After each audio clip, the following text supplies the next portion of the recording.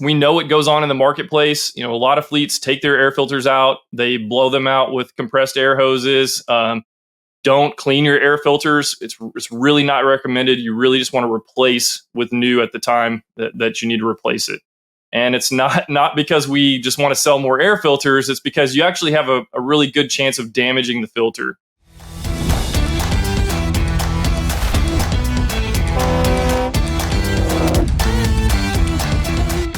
Welcome to another episode of the Heavy Duty Parts Report. In this episode, we are going to hear from a manufacturer of filter products. And in that interview, we're going to talk about why it is so critical that we use high quality filtration products in our commercial vehicles. We're going to round out the conversation at the end of the episode, where we're going to talk about how it is so important to filter out bad customers.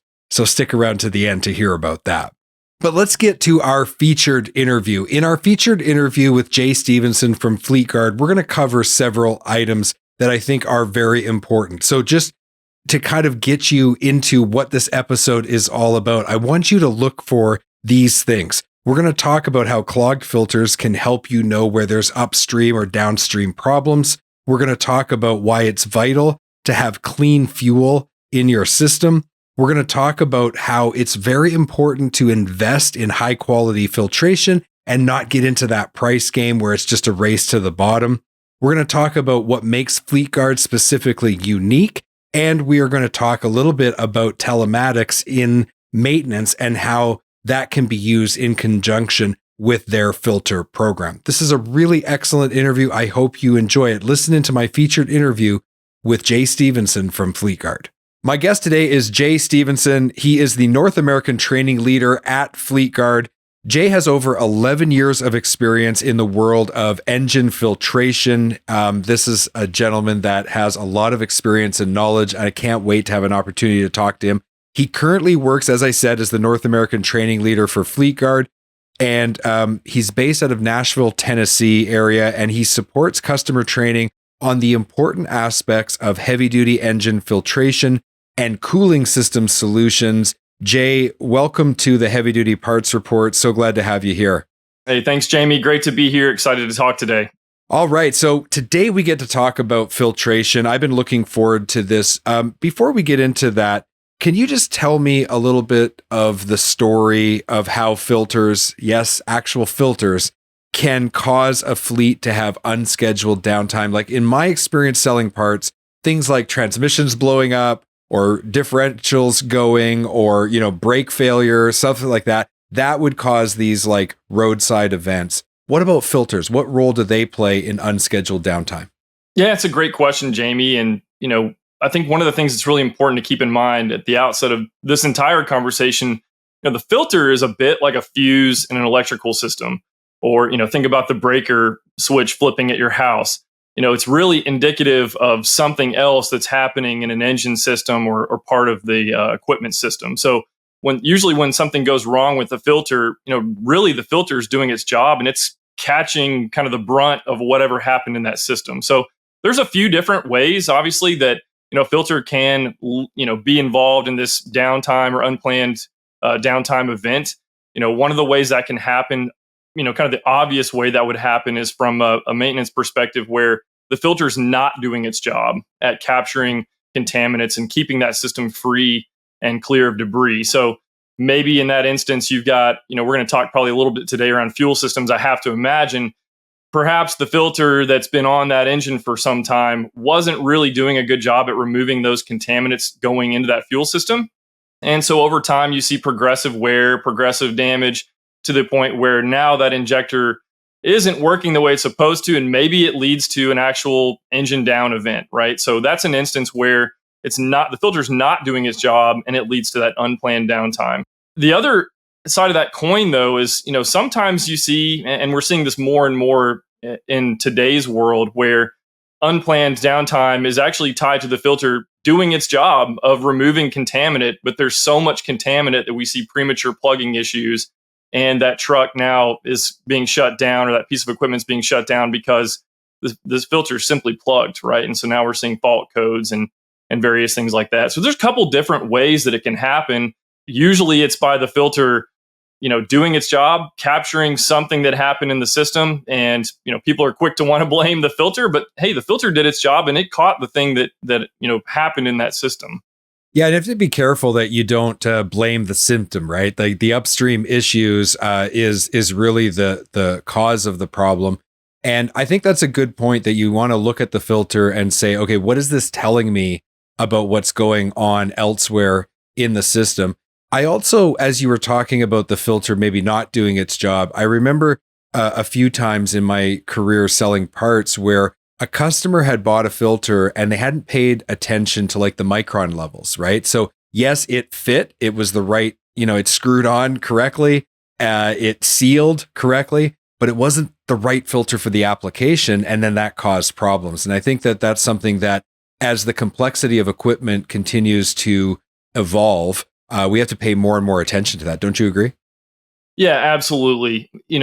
We live in an environment today where everyone's very cost conscious. People are looking at the figures, trying to pay attention to their expenses. And what we've got to remind folks, and what everyone should be really vigilant is think big picture, right? I know you've talked before on your show about race to the bottom. And if you get into that mindset of racing to the bottom, it's going to get you in trouble pretty quickly. You may not see, premature issues, cropping up right off the bat. But over time, if you have that truck or that piece of equipment long enough, it's going to come back around and bite you. So, making sure you're using, regardless if it's filtration or whatever other products you're putting on that truck, on that vehicle, you want to make sure you're using high quality products that are designed. If it's not the OEM, at least it's a brand that's kind of up in that echelon. It's a known commodity. You want to be really careful about the products you use. As you brought that up, one of the things I was thinking about that we've been seeing a lot more in the last handful of years is counterfeit product. And again, for people that are shopping online, look, I'm as guilty as the next person at e-commerce shopping and buying things and ordering it online and sending it to my house. But when it comes to heavy duty truck parts, people are tempted to go online and shop for this, the best deal they can find on a product, maybe thinking they're even getting a legitimate brand. And then when the product shows up, they put it on the engine, they have problems. And now they realize, hey, this product it wasn't even legitimate from the start. So I've tried to save some money in this race to the bottom, and now I'm paying for it, maybe paying 2 or 3 times more than I would have if I'd have just done the right thing from the get-go. Yeah, and that's actually a good point. A company like yours that works with their distribution through either the OES channel or the aftermarket side of the business, you work with your distributors to give them the data that they need to, for example, put all of that information on their e-commerce site. So when someone is looking at evaluating one of your filters, all the information they need is there. A lot of times that's missing with like the counterfeit or people who are just trying to, sell a lot of product really quickly, and they haven't taken the time to get all that data and put it there. So if you are shopping online, there's nothing wrong with that, but make sure it's a supplier that has the data from the manufacturer, and you're making sure that you know what you're buying. That's so important. We work with our clients in that regard all the time when they're trying to shift from the traditional distribution model where they're relying on a lot of that tribal knowledge that parts people have built up over 30, 40 years, and they're switching to a digital sales channel. Well, the data is worth gold, because if you get it right, it works. If you don't, you can put your customers in a position where they install the wrong part, and that can have catastrophic consequences. Speaking of all of this, when I think about the changes that are happening in the industry, I think about the changes to the actual fuel and the hydraulic fluid and those things. So let's talk about that for a minute.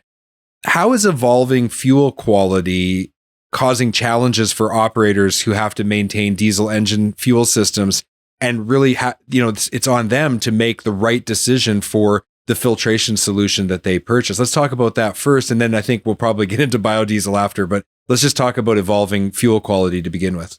Yeah, it's fascinating. And really, as you think big picture of everything that's going on, the trucking industry, heavy duty diesel, fuel filtration really it's kind of the battle line, right? It's kind of the edge, the frontier of all of this work. And so when you think about what we do as a filtration manufacturer, a lot of our time is spent on fuel filtration. That's kind of a pressing need. And so for fleets that are having to deal with the challenges that come with fuel quality concerns, it's been a little bit of a journey to get even where we are today. Ultra low sulfur diesel fuel coming into the industry I guess that's 2006 timeframes, somewhere around there. What we saw early on with kind of the introduction of high pressure common rail fuel systems and ultra low sulfur diesel fuel was, these systems are very sensitive to contamination and very fine particulate. So when you think about, the debris and contaminant that finds its way into diesel fuel, we're concerned with particles as small as 4 micron in some instances. And that's half the size of a human red blood cell. I mean, really small stuff. But that's, again, it's all tied back to the extreme pressures these fuel systems run at. There's very tight clearances. The tolerances are very tight between some of these components and these injection systems. And so for the fleets, it's really important to manage that fuel quality. I think for fleets that, for anybody that may be listening that has your own fuel supply, if you have your own bulk fuel tanks, as much as you can possibly do to clean and treat that fuel at the source for every vehicle that may be filling up out of there, that's great. You should do that. It's an investment that's worthwhile. You have the ability to manage that a little bit better than the customer that's just filling up their truck at a truck stop down the road. For those folks that are filling up, just over the road, it's really just a total gamble. Every time you fill up, you could get a tank of pretty good fuel. You could get a tank that's absolutely terrible. And so that's where that roll of the dice becomes even more important as you think about the filtration that goes on that system. So for your stage 1, your fuel water separator, your fuel processor, really important. Your stage 2, that final filter that's actually on the engine, very important. You don't want to skimp on these products in taking care of that fuel system. If you again, try to go race to the bottom, it's gonna lead to some negative effects. And obviously, the fuel system's not working right. There's a lot of other things that are going to be affected by that fuel system not working right. The engine's not going to run right, and you're going to see a lot of other potential problems. So that fuel cleanliness it's a really big deal. Like I said, it's kind of the front lines in the battle for making sure these engines run properly, and you've got to use fuel filtration that's really designed to get all the way down to those very fine particles all the way through its service life. Because you're operating in this dynamic environment, so you've referred to this race to the bottom several times. For those who are listening who maybe don't know what we're talking about sacrificing quality to try to get a lower purchase price on a product and then getting the negative effects that come from that. And when you're a distributor and you're fighting other distributors who sell the same product, you're just cutting price. So then eventually you can't cut price anymore on the quality products. And the only option you have left is to serve or to offer your customers lower quality products, which then again drops the price. So the purchase price keeps going down, but the net effect on the company is that the total cost of operation can skyrocket, especially if you get a downtime event. So just for those people who maybe were wondering what we were talking about, that's the definition of this race to the bottom. And when I think about that, I think about the evolving environment that we're in. You talked about kind of like the lottery that you pick. Sometimes you win with the fuel, sometimes you don't if you're over the road. If you can control it yourself, that's great. But what about like the advancement in things like biodiesel, right? Are we going to see a time when biodiesel will be a reliable option to help us lower emissions? What problems historically have come with biodiesel, and where are we at right now with that? Yeah, biodiesel is fascinating, right? So, biodiesel inherently, for those that have been around a while, it's not new. Biodiesels have been around a long time. They've become a little bit more prevalent in the last couple decades. Part of the reason for the use of that is, obviously we're trying to reduce our carbon footprint as a globe, right, as humanity. And so, this is a fuel source that helps with some of that, but it does bring some challenges about. And that bio word too, biofuels, it's a little bit of a loaded term because there's a couple of different things sort of in that space as well. Maybe we'll touch on renewable diesel in just a second. But as you think true biodiesel, part of the challenge that comes along with biodiesel is that it's largely unregulated. There's a lot of variety of the quality and consistency of those fuels out in the marketplace today globally. As you think about how those fuels are made, so FAME fuels, fatty acid methyl ester fuels, you've got a lot of variety of feedstock. So some of that organic content can come from plants. Some of that can come from animal fats, and so there's just a wide variety of different ways that those fuels can be put together. And so as a result, it's very, very difficult for filtration companies like Atmos, making our Fleetguard products, as well as other people in the industry, to really get a concise handle on how to manage those fuels. They all behave a little differently. They've all got a little different quality and character traits to them.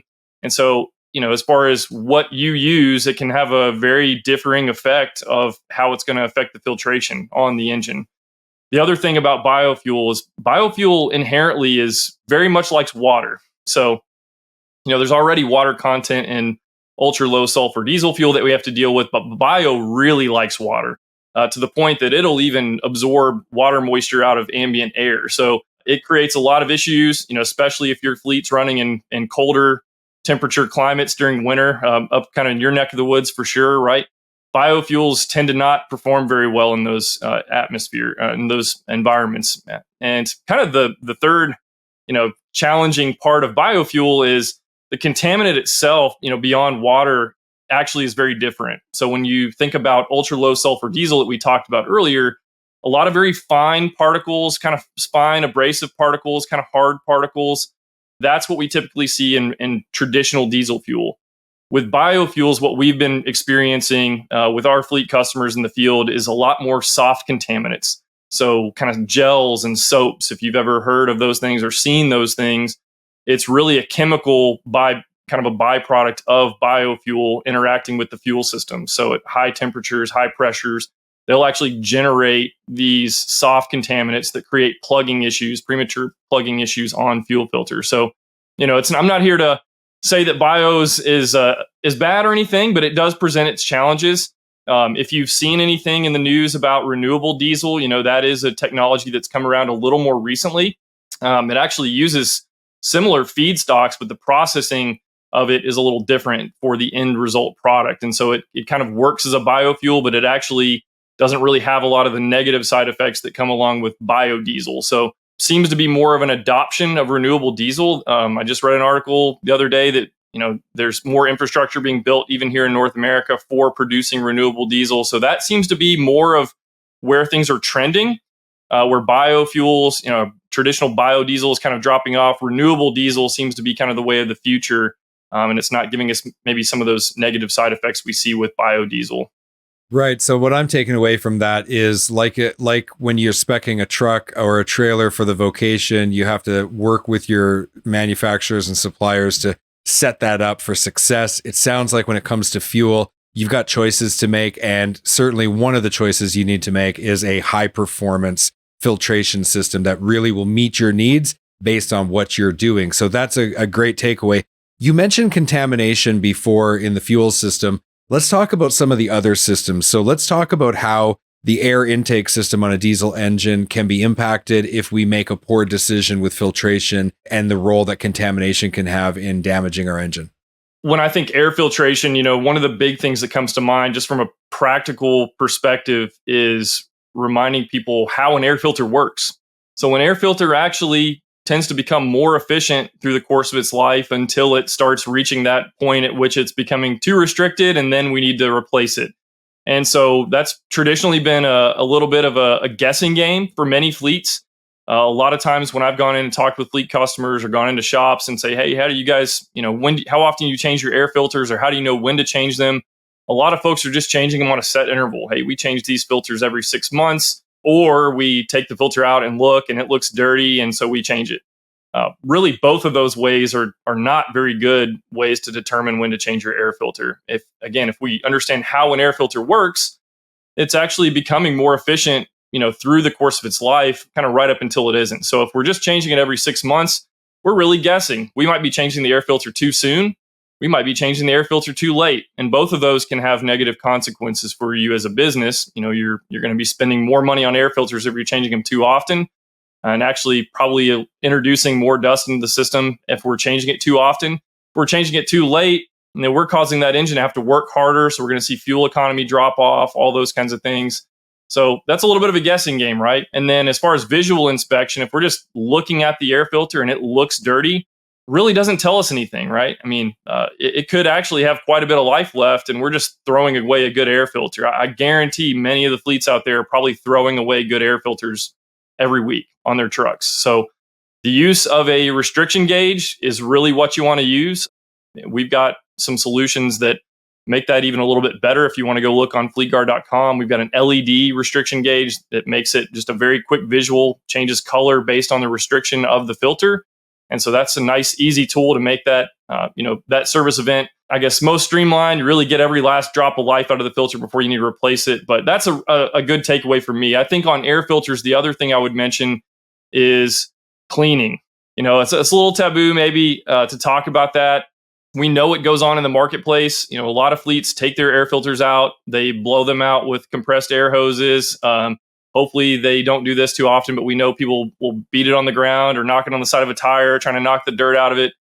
It's really not advised. And not just Fleetguard, but other filtration manufacturers would say the same thing. We don't recommend cleaning air filters.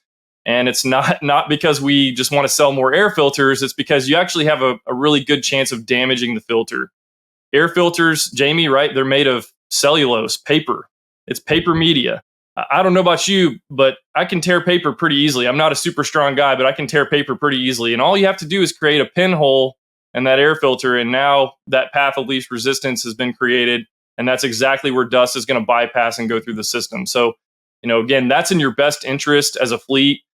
Don't clean your air filters. It's really not recommended. You really just want to replace with new at the time that you need to replace it. I hope you're enjoying our interview with Jay Stevenson from Fleetguard. We're going to take a quick break. We'll be right back. Are you deferring maintenance because of filter cost or availability? Or worse yet, are you trading down to no-name filters to try to save a few bucks? Either way, you're rolling the dice. The good news, there's a new premium filter option for fleets, Hanks Filtration. If you're responsible for a fleet, you won't believe how much using Hanks filters will save you. But you've got to go to heavydutypartsreport.com/Hanks to find out more. That's heavydutypartsreport.com/HENGST. Head there now. At Diesel Laptops, they go way beyond diagnostic tools. They are your complete shop efficiency partner. From diesel technician training to complete repair information, parts lookup tools, and robust technical support, they are there to support you every step of the way. Learn more and download your free starter pack today by visiting diesellaptops.com. That's diesellaptops.com. We're back from our break, and just before we get back into our featured guest interview with Jay Stevenson from Fleetguard, I wanted to mention that we are looking for forward-thinking parts distributors to join a special beta program. If you are interested in this is exclusively for listeners of the Heavy Duty Parts Report. So if you want to provide your customers with parts visibility that has never been achieved before in the heavy duty parts industry, and you want to dramatically reduce the number of phone calls your parts counter has to take every single day, reach out to us to talk about whether or not you would be a good candidate and a good fit for our beta program.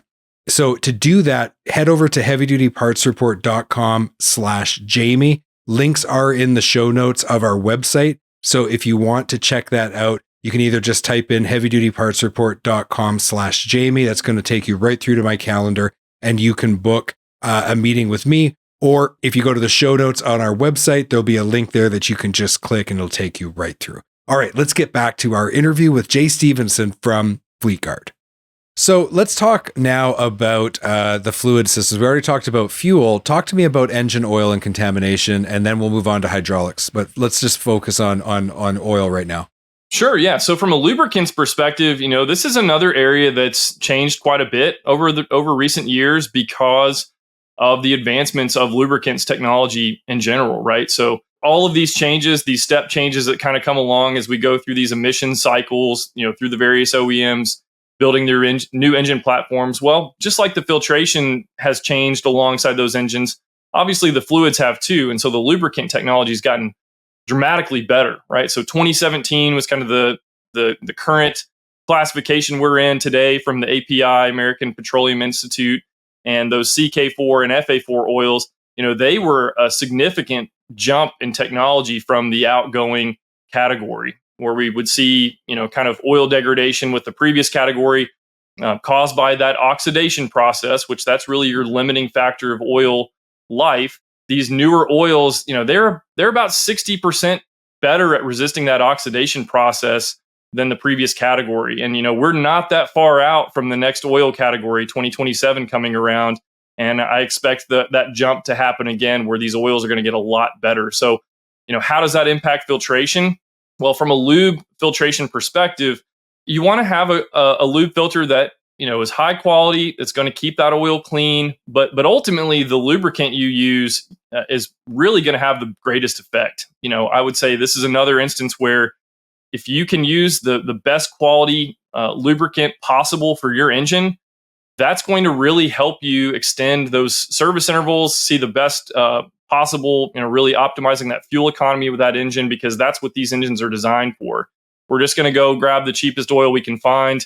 Probably not going to give you the same benefit. That oil is going to break down more quickly. So, the quality of the lubricant has a big impact on the filtration.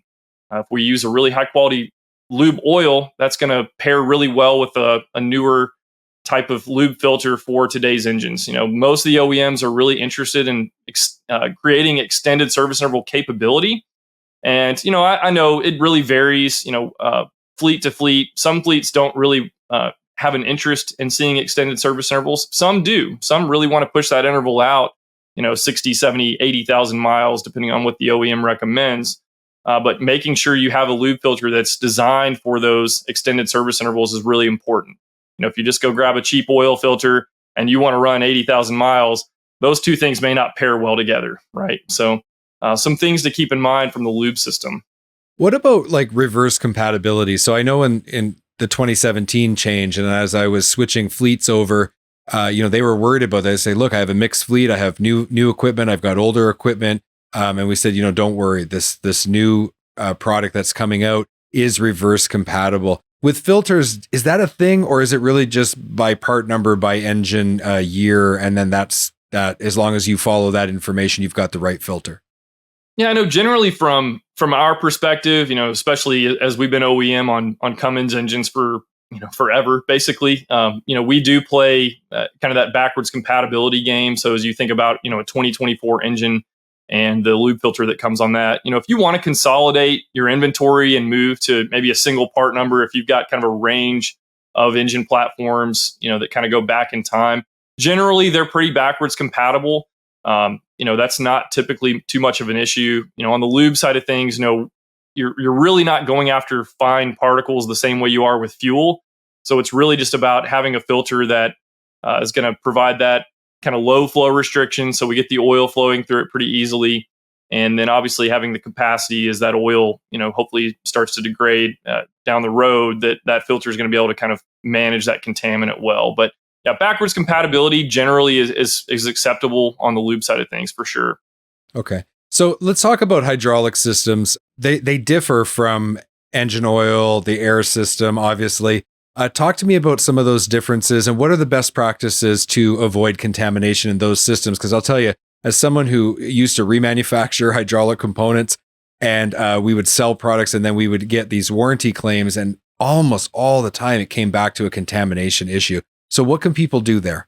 Yeah, and as you think about each of these systems, right, they kind of have unique things about them. I would say the hydraulic system is really more similarly tied to the fuel system. Think about the way they operate. Very high pressures. You're going after very fine particles. And so a lot of the same concerns we'd have on a high pressure common rail fuel system, we kind of have those same concerns on a hydraulic system.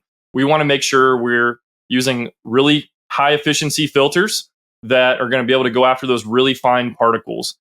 So we're not probably going to spend much time today talking about micron ratings and beta ratios and things like that. But when you get into the hydraulic world, those things become very important. And so making sure you're speccing that system with a filter that meets that performance rating of being able to remove those very fine particles, that becomes really critical. Those systems, they don't really tolerate contamination much better than a fuel system. So that's very important, right? Again, you don't want to skimp on the products you're putting on those systems. Hydraulic systems, as you probably well know, those can be pretty complicated, and repairing those systems is not a simple fix like sometimes hard engine parts, where you can go in and just get a tech on there and working at it and fix it relatively quickly. I mean, you can swing an engine pretty quickly. Some of these hydraulic systems are pretty complex, and they can take a lot longer and they can be very expensive to repair. So this is, again, one of those instances where just bite the bullet from the beginning, use a high quality premium product that's going to really protect that system, and you're not going to have to deal with this stuff later on. So the need to evolve filtration solutions has grown, I would say, almost on an exponential level over, let's say, the last 10 or 15 years. What steps has Fleetguard taken to make the product keep up with the needs of the innovation in the systems? Yeah, for us, we've had obviously a great benefit over our entire company's history of being a part of Cummins up until very recently. And so being tied that closely to an engine OEM, we're very early on in the process of these engine developments, new platform changes. And obviously we have other OEMs that we partner with today. Really, though, for us, I think one of the main differentiators to our business and what has really set us on a path for success is our ability to manufacture media internally. So that's a kind of a unique thing in the marketplace. Most filter companies don't make their own filter media, so the material that actually goes inside of a filter. Of course, media is what it's all about. We're media nerds here around Fleetguard. That's what really makes a filter perform and do its job. And so for the fact that we've been making our own media in-house since kind of the late 1980s, early 1990s, we've got a lot of experience in developing these technologies, really pioneering media technology.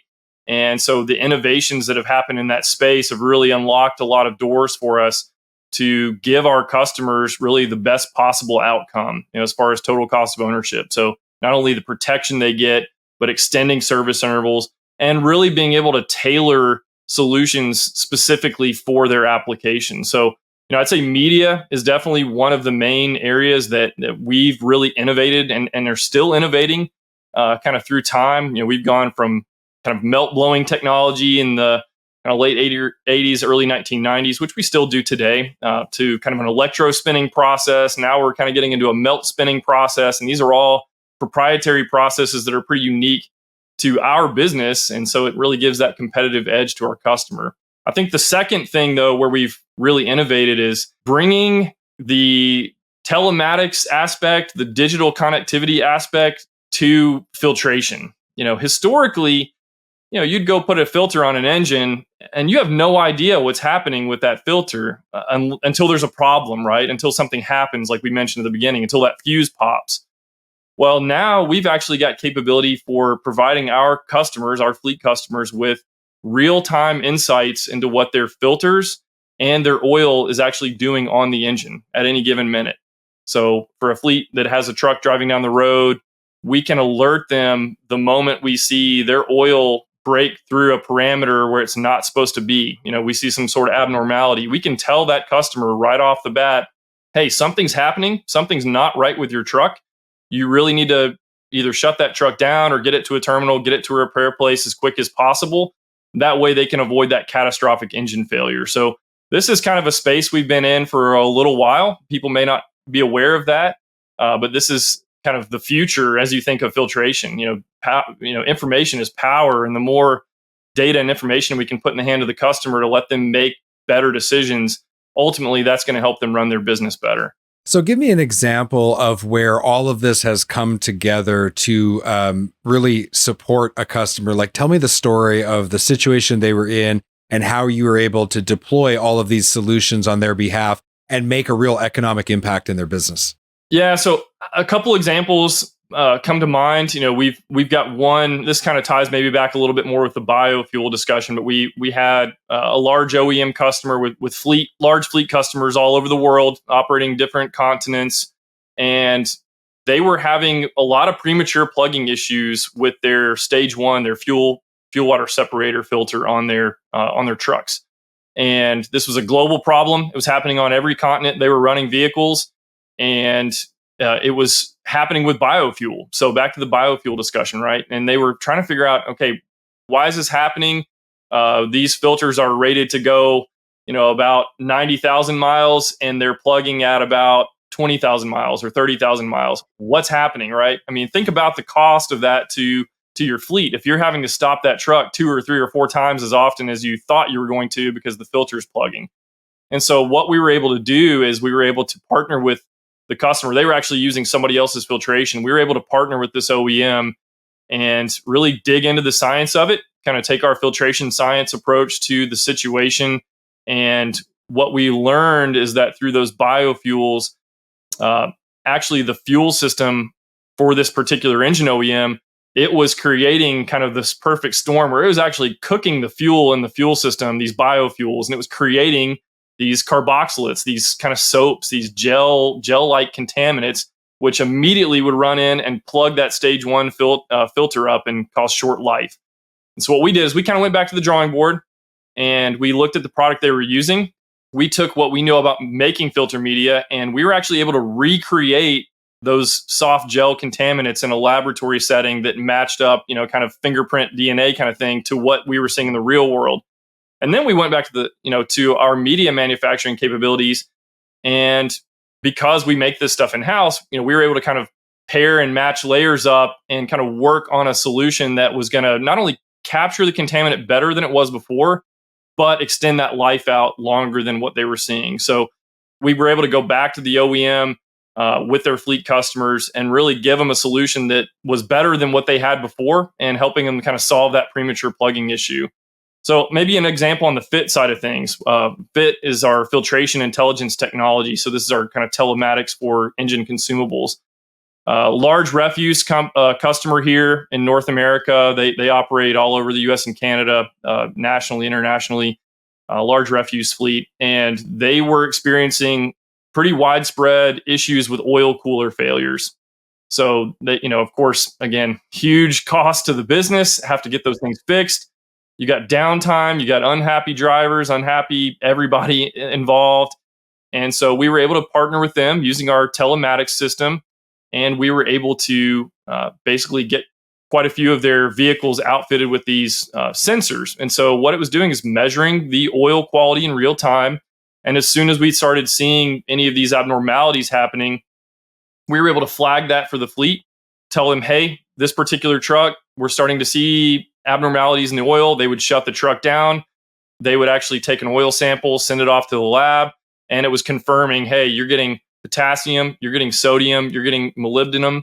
And that is a dead giveaway that you've got coolant getting in the lube system. And so, for them, this has been a huge game changer to their business where they were just waiting for things to fail. Now we're telling them, hey, something's going wrong here. They can actually get the truck in for service, replace the oil cooler, replace the parts that have been affected before catastrophic engine failure. So, that's made them very happy. This is still an ongoing thing we're doing with that particular fleet. And it's really changed the way they think about maintenance. So Jay, you've given us like a mini masterclass on filtration today. What's one thing that you want people to remember from today's conversation? Yeah, I think, back to, I'm using your catchphrase and I apologize for doing that, but, back to this race to the bottom. Engine technology is just going to continue to get more and more complicated. I mean, for folks, again, that have been around the industry any length of time, you've seen these changes happening and it's going to continue to happen. And so you really want to make sure you're taking care of the system the proper way. Use the OEM product, use a high quality premium product in the event you're not using the OEM. You want to really avoid that race to the bottom. And I'd say largely, the other thing you'd want to do is really partner with a filtration company that is going to be able to dig into the filtration science, and really help you understand your problems. Because as all these complexities come about, inherently there's a lot of nuance, and it's just going and grabbing that off the shelf filter technology that worked 20 years ago. That's probably not going to fare too well for you. So being able to partner with somebody that, can really bring the technology, bring the innovation, bring that experience and know-how to the conversation, they're going to be able to tailor a product for you that's going to give you what you want and really give you the benefit that you need for your business and maintaining that fleet. So tailor-made solutions are going to go a lot better than just going with what you learned on 20 or 30 years ago. You've been listening to the Heavy Duty Parts Report. I'm your host, Jamie Irvin, and we've been speaking with Jay Stevenson, North American training leader at Fleetguard, a brand of Atmos filtration technologies. To learn more about Fleetguard, go to fleetguard.com. Links are in the show notes. Jay, thank you so much for sharing your knowledge and experience and expertise today. Really appreciated that conversation. And thank you for being on the Heavy Duty Parts Report. Yeah, thank you, Jamie. It was a blast. Appreciate it. I hope you enjoyed our interview with Jay Stevenson from Fleetguard. Make sure you go and check them out. As I mentioned, links are in the show notes to take you right through to their website. I wanted to conclude today's episode with our segment, That's Not Heavy Duty. In this edition of That's Not Heavy Duty, I wanted to talk about how when we were going through COVID, if you remember, everyone was frazzled and some people were scared. And many workplaces who were still open for essential services had to put up signs that said something along the lines of abuse will not be tolerated. Now, one quick search on YouTube and you will come up with hundreds of videos of people freaking out at businesses, which really illustrate the point. There's usually a lot of bad language in those, so I can't exactly put them in the podcast, but if you do that YouTube search, I'm sure you'll find examples of what I'm talking about. Now, years ago, there was an old adage in business that the customer was always right. However, this has proved to just not be the case. And when I was running my contracting business, I know that we encountered from time to time upset customers. I'll tell you one quick story. My crew was working on a commercial building, and there was also a townhouse that we had to do, so it had residents in it.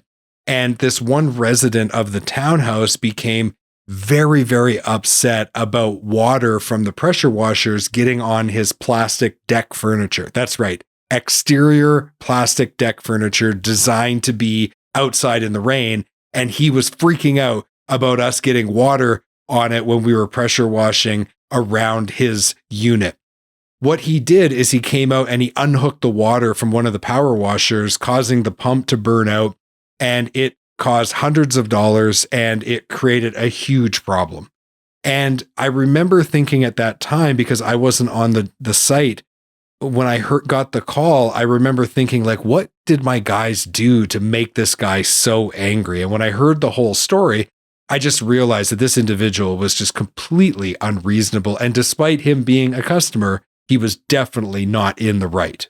So what I learned from this is when my employees told me that a customer was being unreasonable, I really had to take the time to investigate to find out exactly what was going on and to really evaluate the situation case by case. If we did something wrong, it was really important to apologize, come up with a plan to fix the problem immediately. But in cases like this where it was completely unreasonable, it was definitely important that I backed my employees up.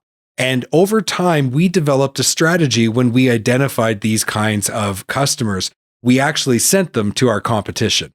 And I just had no use for dealing with people that were going to be so unreasonable. And so over time, we developed an ideal customer profile. And not only were we looking at certain demographics and psychographics, we were looking at the behavior that made them a truly great customer that fit into our culture and what we did. In essence, we filtered out the bad customers. And I really think when you're running a heavy duty business, whether you're strictly on the parts side, even if it's manufacturing or distribution, if you're working on the parts and service side, you're encountering a large group of customers that maybe span over several different verticals. And within that, there is an ideal customer profile that you should be looking for, and you should be filtering out customers that don't pay, that are abusive to your staff, and all of those kinds of things that these unreasonable types of people do to your employees. When you step up as the leader of the company and you filter those kinds of customers out, then you are really doing a lot to improve morale. You're showing your employees that you stand behind them and that you will not tolerate that kind of contamination in your business. So when you think about being heavy duty, I want you to think about being willing to stand up for your people, doing what's right, and not tolerating that kind of abusive treatment from anybody. And I personally know a lot of heavy duty people who take no guff from anybody, and I know that that is the heavy duty way. Thank you so much for listening to today's episode of the Heavy Duty Parts Report. We couldn't do any of this without your support. I wanted to just encourage you, if you haven't already done so, head over to heavydutypartsreport.com, click the follow button so that you can sign up to our weekly email. We only send out 1 email a week, so you never miss out on our content. Also, if you are listening on the podcast player of your choice, if it gives you the option to follow and to give us a 5-star rating and review, we really would appreciate it. We've heard that this will help us expand our reach. At the very least, make sure you hit that follow button. And if you like to watch the video version and you're on our YouTube channel, hit that subscribe button and the bell notification so once again you don't miss out on any of our content. Thank you again for listening, and as always, I want to encourage you to be heavy duty.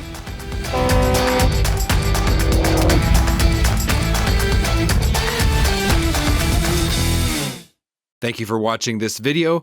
Click here to subscribe to the Heavy Duty Parts Report YouTube channel, and click here to watch another great episode.